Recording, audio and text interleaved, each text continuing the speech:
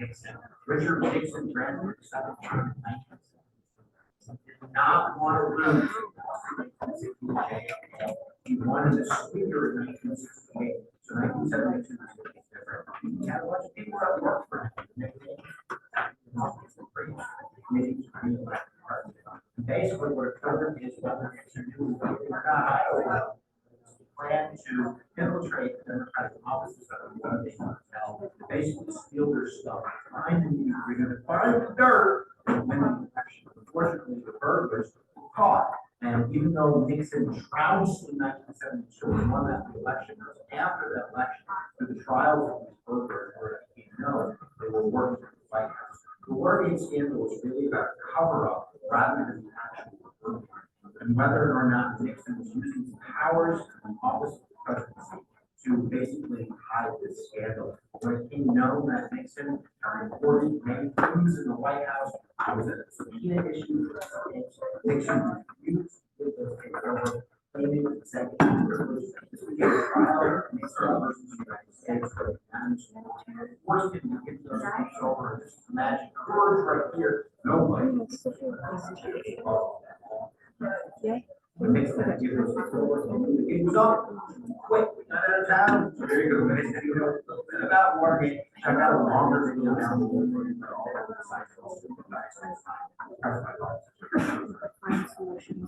Okay, you guys, so what was Watergate about? What was Watergate about? Just told you in 2 minutes. What was Watergate about? Nobody listening. I'm not going to do the video. You guys can do the video? Do you want to watch it again? No, I thought something on the video.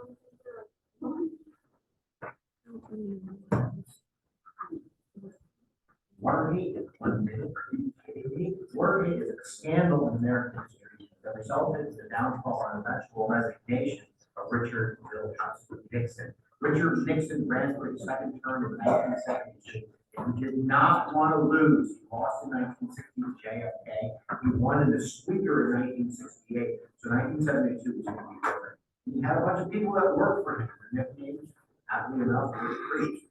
Committees to re-elect the president. And basically what occurred is whether Nixon knew in the beginning or not, I don't know, but it was a plan to infiltrate the Democratic offices of the Watergate Hotel, to basically steal their stuff, to find the nitty-gritty, to find the dirt, and to win the election. Unfortunately, the burglars were caught. And even though Nixon trounced in 1972 and won that election, it was after that election, through the trials of these burglars, where it became known they were working for the White House. The Watergate scandal was really about the cover-up rather than the actual burglary, and whether or not Nixon was using his powers in the office of the presidency to basically hide the scandal. When it became known that Nixon had reported many things in the White House, there was a subpoena issue for these tapes. Nixon refused to give those tapes over, claiming executive privilege. This became a trial, Nixon versus the United States, for unanimous support. Forced him to give those tapes over, and this is magic words right here. Nobody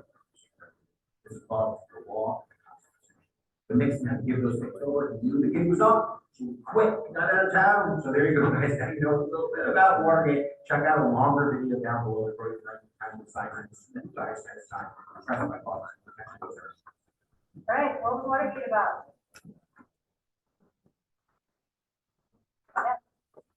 Nixon using his power a little bit too much. Using his power to- Overstepping. Okay, overstepping presidential power, yeah. Richard Nixon was essentially trying to like steal information from the Democratic Party at the Watergate Hotel, and sent his buddies to go steal the information. They got caught, and after he got reelected, they had a trial with Steve. They found out that it was like Richard said, that's not good. So. Right, using the power of the presidency beyond the Constitution, and the Supreme Court says what? No one's above the law. Right? No one's above the law, Mr. President. No such executive privilege to break the law. Okay? So we're going to talk about the presidency today. And just updated these slides. That's why I'm running a little kind of late, because things happen. But the link to that we just watched is right there on the front page, okay? So who are these guys? Who are those guys? What? Former presidents, right? You know, so we have who is on the far, your far left? H.W. Bush.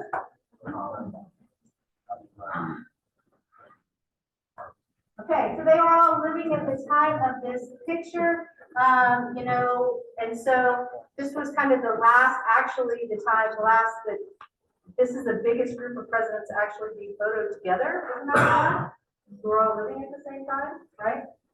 With the exception, I mean, with a camera, you know, so there, around the founding, there were some presidents who certainly were together in the same spaces, but, and living at the same time, but that was actually prior to now. Okay. So my question for you is, what should a president be? What should a president be? What word or phrase do you want from your president? What do you guys want? What do you guys want? What's the word that you want to keep our president? Yeah. What? Honesty. Okay, big word. Okay, what else? Transparency. Okay, what else? Responsiveness. Okay. Passionate. Okay. Leadership. Okay. Anything else? Courage. Okay. One more over here. You got one? You want to say it more? Joke? She wants a joke president. Me too. All right. Okay. So the point is we want different things, right? And when we think about our presidential characteristics, when we think about who we want to vote for, this is some of the things that we think of, right?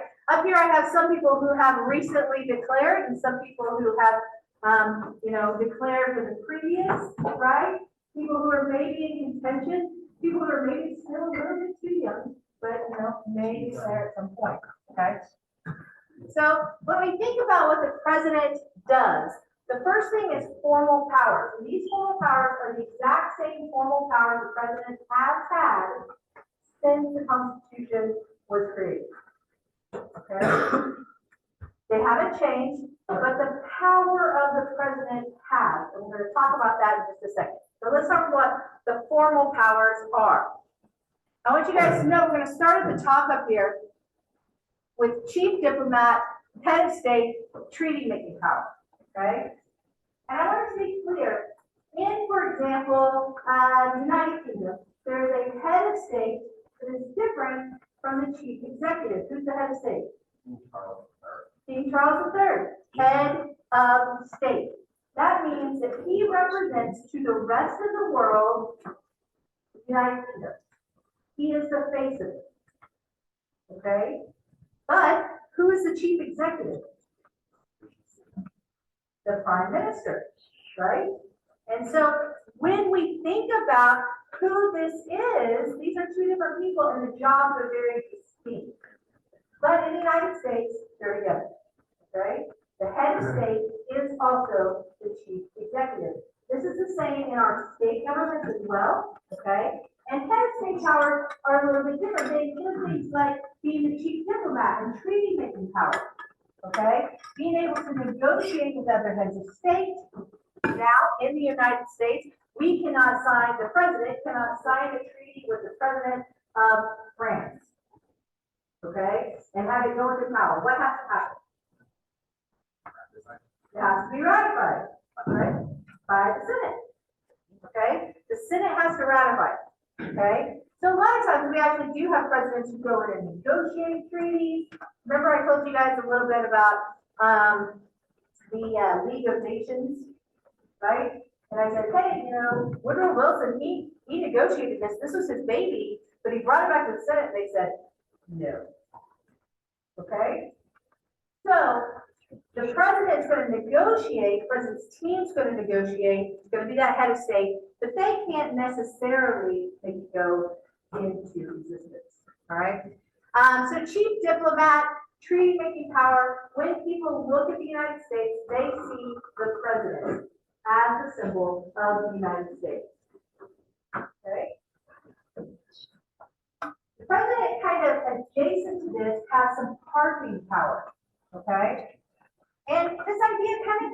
of state power. King Charles III actually has pardoning power as well. It's this idea of, that there is some extra mercy, right? There's a law, and then maybe there's mercy as part of that. And this has been something that governors use, presidents use, but there is some criticism of the pardoning power. In what ways has the pardoning power been criticized? Well, why is it criticized? Any ideas? Did you guys hear about Greg Abbott this past week in Texas as governor of Texas? Anyone? Nixon was pardoned. What? Speaking of Watergate, Nixon was pardoned. Nixon was pardoned by President Ford, right? But Greg Abbott, currently in Texas, last week someone was convicted of murder. You guys know what I'm talking about? There was a man who was convicted of murder. He sent out a text to a friend, I'm probably going to kill somebody today. He went to a Black Lives Matter protest, and he did in fact kill someone. They said, looks like he had intent, and he killed them. That's murder. And he was convicted. This week, Governor Abbott said, hey, I'm going to pardon him. Why did you make that face? That's wild? Yeah, wild was another word that we come up with? Do we feel good about that? It seems unjust, right? And so sometimes we have a problem with pardoning power because we say, hey, that's not mercy, maybe that's corrupt. Maybe that's wrong. Okay? But nonetheless, pardoning power. The president has commander-in-chief powers when the armed services are called into action. Okay? Prior to World War II, this was only when Congress did what? Declared war. Okay? Or called up a group of the military to be active. For whatever purpose. Right? Typically, the Marines have always been active duty, the smaller force for that reason. Okay? But following World War II, since World War II, we have had a standing army. And this army has been activated, constant activation, since World War II. Now, who can deactivate the military? The president? I mean, as commander-in-chief, they can just say, well, I don't want you to do anything, right? But who can deactivate the military? Congress, right? Congress can do it. Is Congress going to do that? No. Congress is going to do that. All right? So that means that the president is commander-in-chief of the armed services right now. Okay? The president also has appointment power. And this goes along with the president's executive power. And we're going to talk about that in just a second. But let's move over to the limited legislative power and the veto power. The president has two formal powers as far as the making of laws are concerned. Legislative power. Okay? These two formal powers are: one, the president is required to give a State of the Union address every year before Congress. Constitutionally required to do that. Congress is constitutionally required to do what? Read it. Okay? Listen to the president begin it. Okay? That's it. They don't have to do anything. But they have to do it. The president also has the power to veto legislation that comes beforehand. Presidents use the veto sparingly, okay? They usually try to negotiate instead, okay? But just this last week, I think President Biden vetoed some congressional legislation that would have limited the Commerce Department and the Environmental Protection Agency from regulating waterways. Congress had already given them that power, previous legislation, and was writing a new law saying, no, you can't do this. And President Biden used it. Said, no, we're going to keep doing that. Now, Congress can do something. What can Congress do?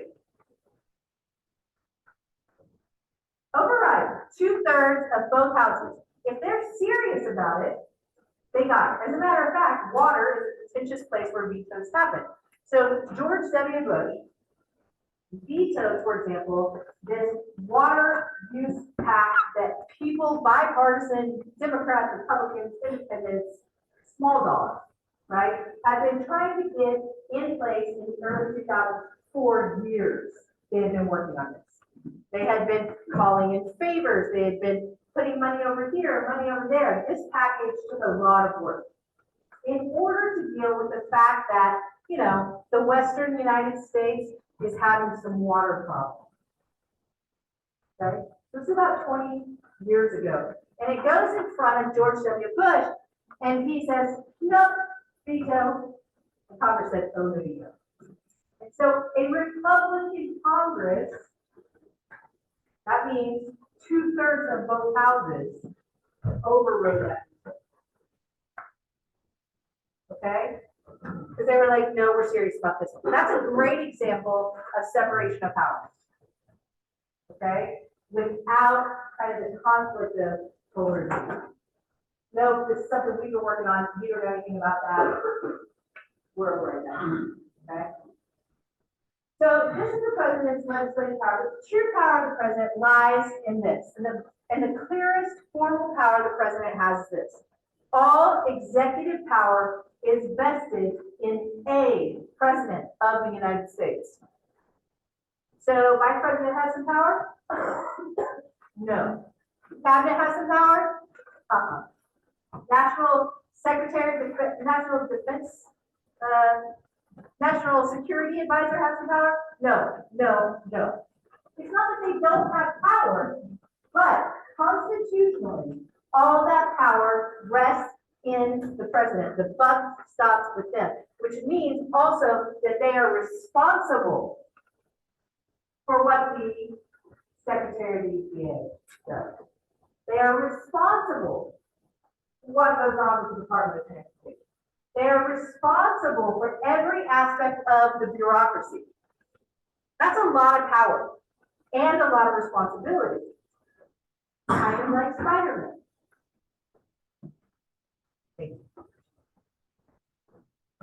But, okay, it's also limited. And it's limited in this one important box. It says that the president has the power to faithfully execute the laws of the nation. That does not mean the law the president likes.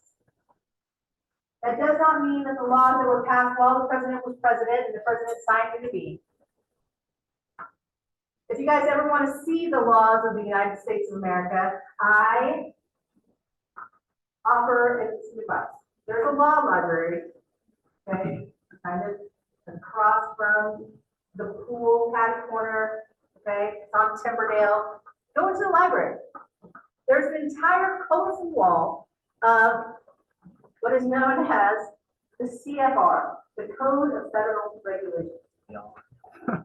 It extends all the way, probably half this wall, and it's stacked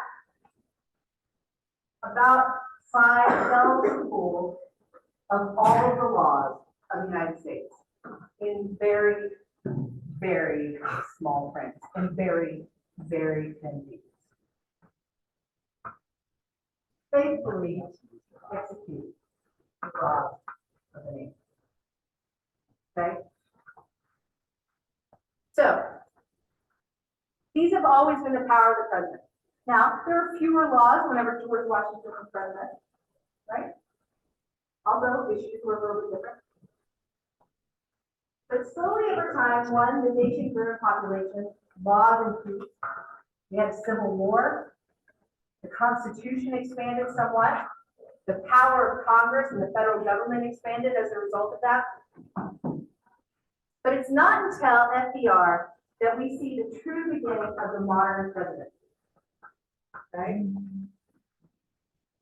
So FDR is elected when? What's going on in the United States?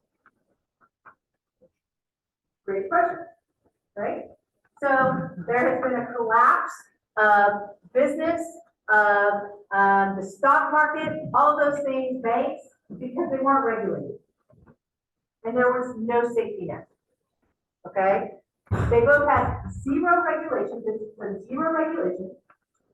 Banks had zero regulation, financial institutions, stock market, no regulation, and there was nothing to support them. So they crashed. This is bad for a lot of people, right? The infrastructure of the United States in many ways, when we talk about our business infrastructure. Calvin Coolidge said the business of America is business. So that's problematic. During this period of time after the Civil War, we have a court, a Supreme Court, who repeatedly keeps the U.S. Congress from passing laws that regulate business.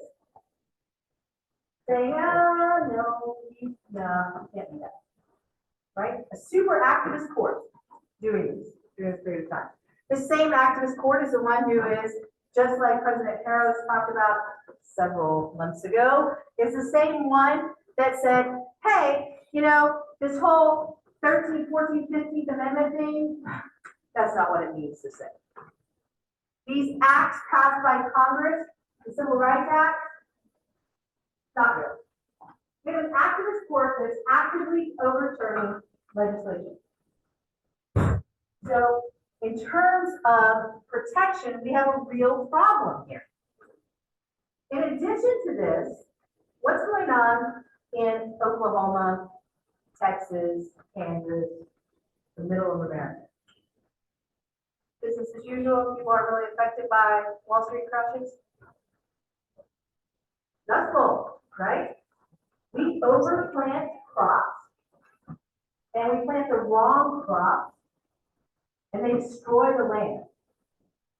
And so when we have a couple years of drought, we have a giant dust bowl. If you haven't watched the Ken Burns documentary, The Dust Bowl, you should. Also, the Ken Burns documentary on baseball, but it's completely different day, right? Good documentarian. But the Dust Bowl means that people who are not really all that concerned about the failure of business are nonetheless being hit really hard by other things. So FDR is elected during this crisis. And he said, we have a new deal for America. And they said, that sounds good to us. Okay? And so he gets elected on all these promises of things that government can do, right? And he goes to Congress and he says, this is what I want you to do. I've got some legislation. Hey, you there? Because Congress is now overwhelmingly Democrats. They had been Republicans. Okay? Hey, here's some legislation. Get it passed. They got it passed. They put it out there. Remember that Supreme Court I told you about? It said, no regulation of business. And FDR said, Constitution doesn't say there has to be 9 Supreme Court justices. 13 sounds good to me.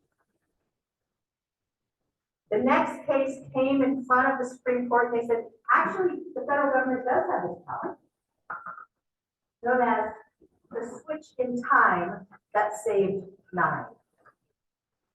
Right? They wanted to hold on to their power. So, the other thing that FDR does is this. He personalizes the presidency. He reaches out to everybody via text message and Twitter. Oh no, he doesn't. Sorry, that's a lie. Right? Television? No. Anyone? Radio. He has fireside chats. And everybody gathers around the radio and he says, my fellow Americans, been a hard week. These are some things that have happened, but this is what I'm doing to help. This is how I am trying to help. This is what I'm putting through.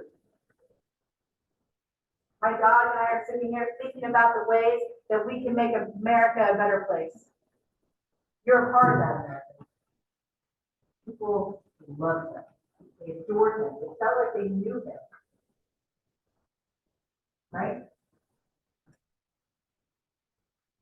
He's going to accomplish all his goals from 1932, and he's going to set new ones. He's going to get elected 4 times. Because of FDR getting elected 4 times, that as Congress changed partisan hands, there becomes a new constitutional amendment. So why don't they do fireside chats anymore? What do you think? Why do you think presidents don't do fireside chats? Yeah. Well, I don't feel like there's any kind of media where everybody, all Americans collectively gather. Like, I feel like even television is not a form of media when people are constantly getting released on their phone or they're distracted at other aspects of life, like work, jobs, family stuff. Okay, one, there's no media where Americans gather. Okay, I think that's a great point.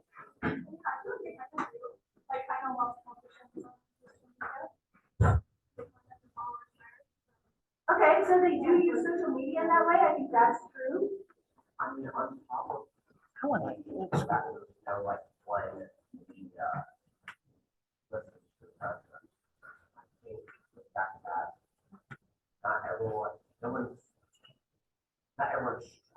and waiting, frankly, everyone's like there's not a great impression, we're not successful, we're not waiting on the president, like, you know, I think there was a dire need for Okay, we're not maybe in the same sort of crisis, right? So there's not the same sort of appeal. And we're gonna talk about that in just a second, how presidents use appeals at that time. And, and going back to this media, you say not even, people don't even gather on the television necessarily, right? Did you want to add to that a little bit? Oh, yeah, that was just gonna be about that. Everybody's on here. So if anybody, the president wants to tell everybody something, you just gotta tweet it out. And everybody's got a comment too, right? Okay. That's a great thing with radio. You When can't talk when back. we talk about gathering around the television, that actually matters, right? Or the radio or what have you, right? Because it doesn't, and there is no consensus. So even in the 1980s, Ronald Reagan is considered the great communicator, but he was put on television by all of television. President Biden gave a speech this past fall that he said, hey, I think this is really important. I'm going to give a primetime speech. And everybody showed it, right? They didn't even show it on television. Only some stations did. Right? There's no consensus by the media itself that we should be listening to the president. That seems weird. So he is the president that all presidents want to be for a number of reasons. So let's talk about it. Informal power number 1, persuasion. Nelson, who is a presidential scholar, says this is it. This is the key. The president's ability to persuade is the one that matters. The personality matters, the goals of that person matters, but also the timing of events matter. Okay, and we're going to talk about this as we go through. Okay, so personality of the person holding the office. You have, for example, Lyndon Baines Johnson, who used the Johnson treatment on people. He's a very large man. And he would stand over them. Sorry, I'm just not too better. And he would loom over them and be like, you want to do this, right? Right in their face. And they would be like, yes. Right? There's a picture of him with A. Fortas saying, I am going to appoint you to the Supreme Court. A. Fortas saying, I don't really want to. He's like, yes, you do. And A. Fortas goes, okay? This is something he used. His personality was outside in that way. Other people have different personalities that work in different ways. The goal of the office holder. Ronald Reagan went into office with 3 goals. These are goals that he was able to get people on board with. And because he was able to get those goals accomplished relatively quickly, it made other people go down. This works well, and we're gonna respect this person, we're gonna listen to it. And then the timing of events. I'm gonna talk about this in just a second as well, but on 9/11, George W. Bush was a lame duck president after 8 months in office. What? He got a couple things passed, the No Child Left Behind, federal legislation, he got that passed, bipartisan support. He had a Congress that was sympathetic to him in terms of partisanship, et cetera, right? And he had gotten a tax cut for the wealthy passed. Okay? That's it. Congress was no longer listening to him. His approval ratings were in the tank. But 9/11 changed that. And we're going to talk about that. The four power tiers of the presidential establishment. The key with the establishment is this. The president has people to help him out. Like I said, George Washington had 3 people. He had Alexander Hamilton, Thomas Jefferson, and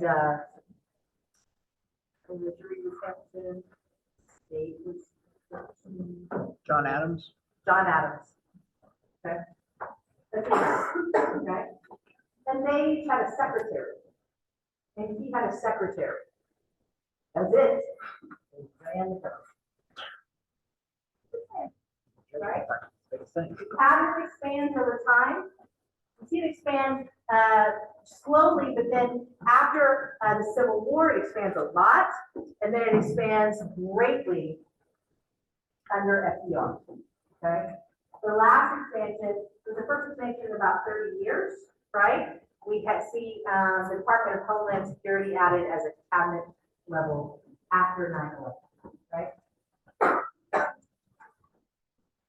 The executive office of the president comes to being with FDR.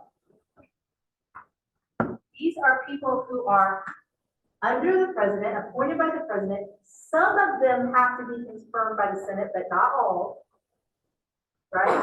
And they coordinate the president's policy. There are as many staffers in the EOP who do policy as there are on Capitol Hill for the president himself. Right? Congress a little outnumbered? A little. It's not quite. Yeah, it is. The White House staff serves at the pleasure of the president, which means that they do what the president wants. Have any of you watched the West Wing? Once? I usually put a extra credit up for the final exam and watch that clear West Wing. I'll do that. That's the White House staff. And then the first lady or first gentleman, right? Or second gentleman, right? What they do too also matters. So for example, Nancy Reagan said, does anybody know? This is in the 1980s. She said, just say no. Barbara Bush. Eric should know. Well, hers was, sorry, I'm hearing this beeping noise. Hers was about literacy. Literacy. Yeah. Okay. Hillary Clinton. We're about to get into water. Okay. Because Hillary Clinton didn't just have something like just say no to drugs, or you guys should read more. Instead, President Clinton said, hey, my wife is super smart, so I'm going to put her in charge of a task force to try to put together a health care plan. This opened her up to attack because it was seen as overstepping the role of the first lady. Okay? So with George W. Bush, we are back to Laura Bush, and Laura Bush says, reading seems safe. Let's go with reading. Okay.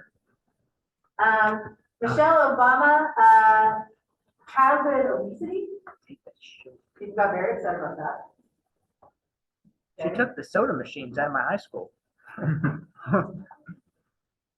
And then, Melania Trump,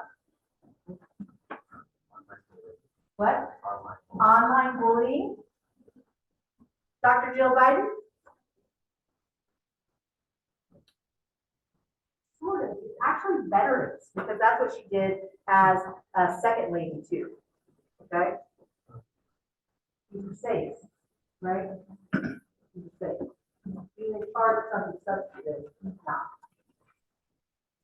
The formal power 3, legislative agenda setter. So I talked to you about that State of the Union that matters. The FDR did more than that. He drew up legislation. Any one of you can write legislation. You guys are writing policy papers right now that are due in just the first week. Okay? Reminder. Okay? Anybody can write a bill. I used to have you guys write bills, actually. I don't think you do. Okay? But you are negotiating bills right now. I wrote those bills that you guys are looking at in class in your labs. Anybody can write a bill, but a member of Congress has to sponsor it. FDR said, no problem. Hey, do. They said, happily. Hey, Frank, I got one over here. Got it. Okay. And they would go and sponsor it. If he took the legislative week, with the exception of Eisenhower, who was kind of like, thinking maybe I'd just like hang out here and be general president. And they're like, yes, but we need you to have a budget, right? He's like, fine. I mean, he was a duty president anyway. He did it out of duty. I don't need to. FDR is going to shift the president's power from that simply executing policy to making it. And not formally, but because he built this office around him and directed policy in this way, he shifts it. The formal power forward is going public. So we have an actor going over the heads of Congress members to gain direct support from people. Policy promotion and crisis manager are 2 ways that they do it. So policy promotion is 1.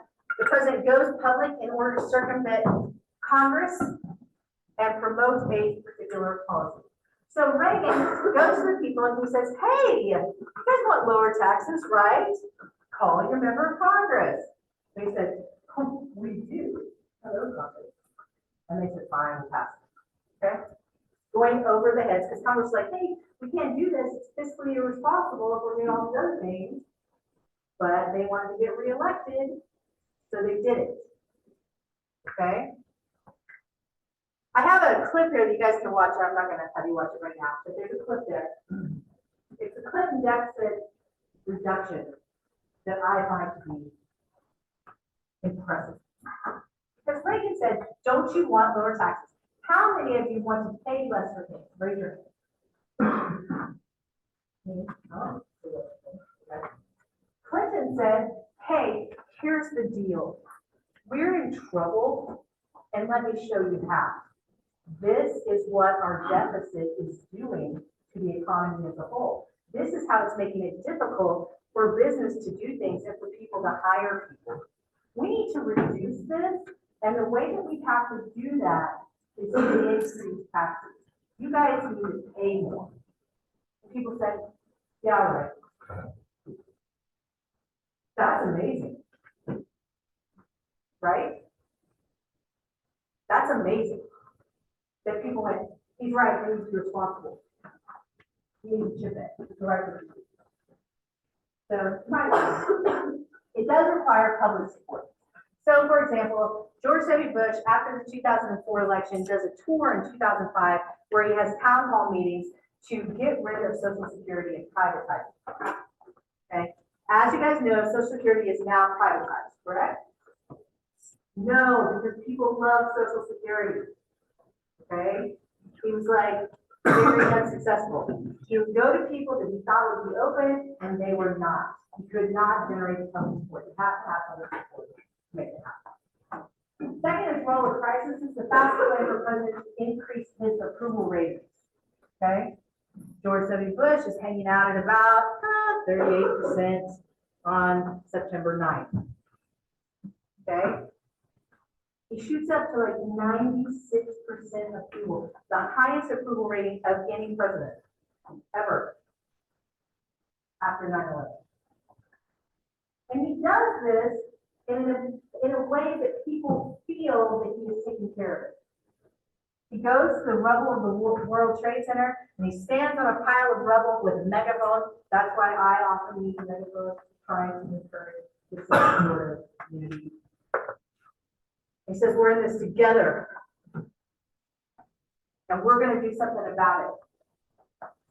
We're going to kick their asses. Yeah. Right? People were on board. They were on board. He was a morale leader. He unified the people and he managed the crisis effectively. We're going to find out who did it and we're going to take care of it. Now, 4 years later, Hurricane Katrina hits. How did his approval ratings do then? Because he didn't manage. He didn't use it to unify, and he did not act as a morality. So presidents, tiny events matter, but the thing is, what really matters is how well they manage it. Okay? And if they don't do a good job, it will cost them. So in Foreign Power 5 is the party leader. The president is the de facto head of party, represents the people what the party's goals are. And when the president gets a majority of the popular vote, that helps their party to fall in line. Democrats for the last 60 years have been a big tent party. They're kind of a mess. Republicans have been able to be much more unified. Okay? Until 2016. 2016 started creating massive divisions in the Republican Party. If President Biden can take what he has in the Democratic Party and make them act unified, then he'll be very effective. If he can't, the Democrats are good at fighting with each other. They tend to keep their own. Then it's going to be a problem. Okay. Here's some presidential job approval ratings. This is the average over the span. Number one is Kennedy and Eisenhower, 70 and 65%. George H.W. Bush, 60%. That's the average of their time in office. Okay. At the bottom, we have Carter at 45.5, Truman 45.4, and Trump at 41.1 in terms of job approval ratings. This is where Biden is with Trump. Okay, Biden is the green line. That's the Trump line right there. Just to give you an idea of kind of where he is. About the same at this particular time. This is how Biden compares with former presidents. He, again, is the green line. You can see that he's slightly ahead of Trump at the beginning and about the same. Below Barack Obama, about the same as George W. Bush at the beginning, and then below Bill Clinton, kind of the same. George H.W. Bush below. Ronald Reagan, very similar, actually, with Reagan. Okay. Jimmy Carter below. And then Gerald Ford, about the same. Richard Nixon below, LBJ below, John F. Kennedy below, Eisenhower below. Okay. Presidential power matters on two different dimensions. One is prestige, and one is popularity. Okay. You cannot get prestige once you are in office. Okay. So, for example, Bill Clinton. All right, went into Washington as a governor, and so had zero prestige. And it did not matter if he did a good job as president, however you want to do that, or negotiated well with Congress, or came to be liked. It doesn't matter. You can't gain prestige. Okay, so he has low prestige the whole time. So what he needs to help him out is high public approval, which his first term not so much, but his second term very low. Okay. The same you can say about Dwight D. Eisenhower. Goes in with low prestige, but he is popular the entire time. Right? We all like that. Okay. everybody like that.